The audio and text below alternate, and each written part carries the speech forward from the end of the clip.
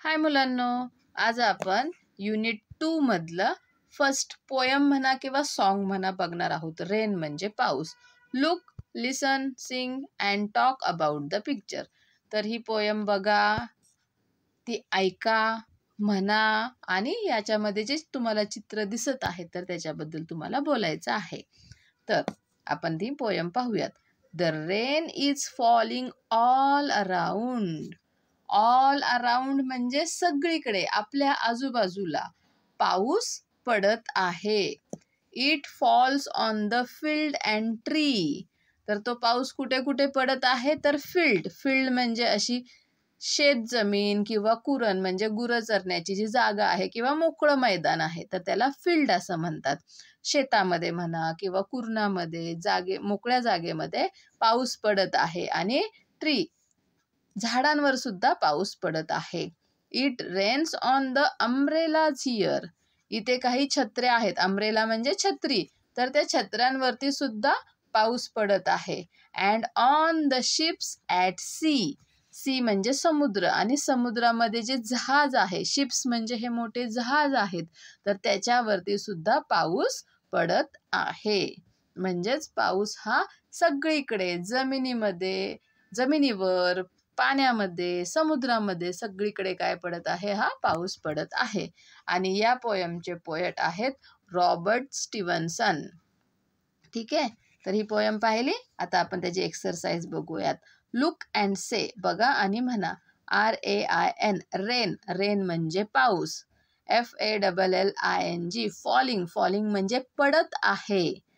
AROUND, around. Around म्हणजे आजूबाजूला. FIELD, field म्हणजे काय, शेत जमीन, कुरण, चरण्याची जागा किंवा मोकळी जागा. TREE, ट्री म्हणजे झाड. UMBRELLA, अम्ब्रेला म्हणजे छत्री. SHIP, शिप म्हणजे जहाज.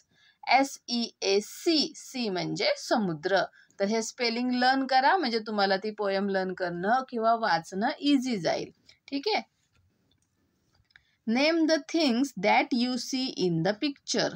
तर या चित्रामध्ये तुम्हाला ज्या काही वस्तू किंवा ऑब्जेक्ट दिसत आहेत तर त्यांचे तुम्हाला नावे लिहायचे आहेत. तर इथे तुम्ही लिहू शकता. काय काय दिसत आहे तुम्हाला.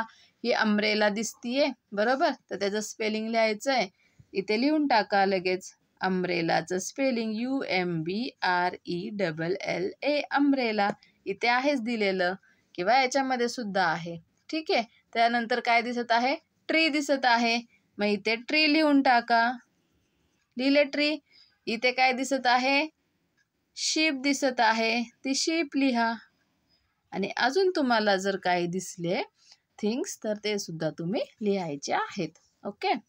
त्याच्यानंतर where does the rain fall. तर वेअर म्हणजे कुठे, पाऊस कुठे पडत आहे. इथे दिलेलं आहे the rain is falling all around. पाऊस कुठे पडत आहे, ऑल अराउंड म्हणजे सगळीकडे पडत आहे. तर ह्याचा आन्सर तुम्हाला जर फक्त वर्डमध्ये लिहायचं असेल तर ऑल अराउंड एवढं लिहिलं तरी चालेल, किंवा आपण फुल सेंटेन्समध्ये लिहूयात. The rain fall. आता इथे फॉल दिलेला आहे, पण इथे डज असल्यामुळे ह्या फॉलला S लागतो. The rain false all around. ठीक आहे. त्यानंतर where do you see the ship. Ship म्हणजे जहाज, आणि वेअर म्हणजे कुठे, तुम्हाला कुठे जहाज. सी म्हणजे दिसत आहे. सी म्हणजे दिसणे. तुम्हाला जहाज कुठे दिसत आहे, तर कुठे दिसत आहे, तर इथे दिलेलं आहे बघा, ॲट सी म्हणजे समुद्रात दिसत आहे.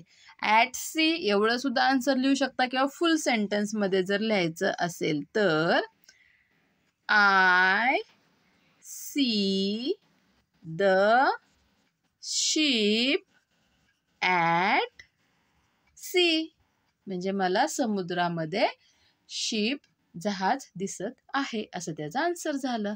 समजले एक्सरसाइज. Okay, bye bye.